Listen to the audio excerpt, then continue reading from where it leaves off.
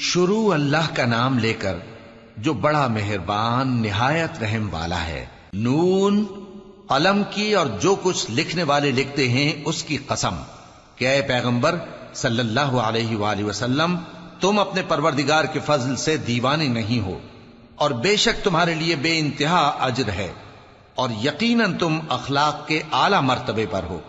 سو ان قریب تم بھی دیکھ لو گے اور یہ کافر بھی دیکھ لیں گے کہ تم میں سے کون دیوانہ ہے۔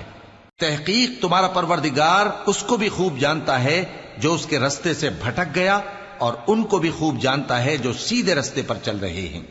تو تم جھٹلانے والوں کا کہا نہ ماننا۔ یہ لوگ چاہتے ہیں کہ تم نرمی اختیار کرو تو یہ بھی نرم ہو جائیں، اور کسی ایسے شخص کے کہے میں نہ آ جانا جو بہت قسمیں کھانے والا ہے، ذلیل ہے، شرارت سے اشارے کرنے والا، لگائی بجھائی کرنے والا، مال دینے میں بڑا بخیل، حد سے بڑھا ہوا بدکار، سخت خو اور اس کے علاوہ بدذات ہے، اس سبب سے کہ مال اور بیٹے رکھتا ہے۔ جب اس کو ہماری آیتیں پڑھ کر سنائی جاتی ہیں تو کہتا ہے کہ یہ اگلے لوگوں کے افسانے ہیں، ہم ان قریب اس کی اونچی ناک پر داغ لگائیں گے۔ ہم نے ان لوگوں کی اسی طرح آزمائش کی ہے جس طرح باغ والوں کی آزمائش کی تھی، جب انہوں نے قسمیں کھا کھا کر کہا کہ صبح ہوتے ہوتے ہم اس کا میوہ توڑ لیں گے، اور انشاءاللہ نہ کہا۔ سو وہ ابھی سو ہی رہے تھے کہ تمہارے پروردگار کی طرف سے راتوں رات اس پر ایک آفت پھر گئی، تو وہ ایسا ہو گیا جیسے کٹی ہوئی کھیتی۔ پھر جب صبح ہوئی تو وہ لوگ ایک دوسرے کو پکارنے لگے کہ اگر تم کو کاٹنا ہے تو اپنی کھیتی پر سویرے ہی جا پہنچو۔ سو وہ چل پڑے اور آپس میں چپ کے کہتے جاتے تھے کہ آج وہاں تمہارے پاس کوئی فقیر نہ آنے پائے، اور کوشش کے ساتھ سویرے ہی جا پہنچے، گویا پیداوار پر قادر ہیں۔ پھر جب انہوں نے باغ کو دیکھا تو ویران، کہنے لگے کہ ہم رستہ بھول گئے ہیں، نہیں بلکہ ہم بے نصیب ہو گئے۔ ایک جو ان میں سمجھدار تھا بولا، کیا میں نے تم سے نہیں کہا تھا کہ تم تسبیح کیوں نہیں کرتے؟ دوسرے کہنے لگے کہ ہمارا پروردگار پاک ہے، بے شک ہم ہی قصوروار تھے۔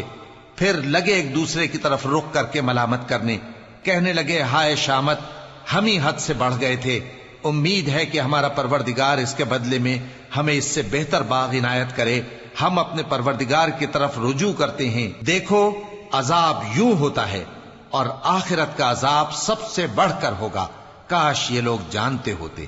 پرہیزگاروں کے لیے ان کے پروردگار کے ہاں نعمت کے باغ ہیں۔ کیا ہم فرما برداروں کو نافرمانوں کی طرح نعمتوں سے محروم کر دیں گے؟ تمہیں کیا ہو گیا ہے؟ کیسی تجویزیں کرتے ہو؟ کیا تمہارے پاس کوئی کتاب ہے جس میں یہ بات پڑھتے ہو کہ جو چیز تم پسند کرو گے وہ تم کو ضرور ملے گی؟ یا تم نے ہم سے قسمیں لے رکھی ہیں جو قیامت کے دن تک چلی جائیں گی کہ جو کچھ تم طے کر لو گے وہ تمہارا ہوگا؟ ان سے پوچھو کہ ان میں سے کون اس کا ذمہ لیتا ہے؟ کیا اس قول میں ان کے کچھ شریک ہیں؟ اگر یہ سچے ہیں تو اپنے شریکوں کو لے آئیں۔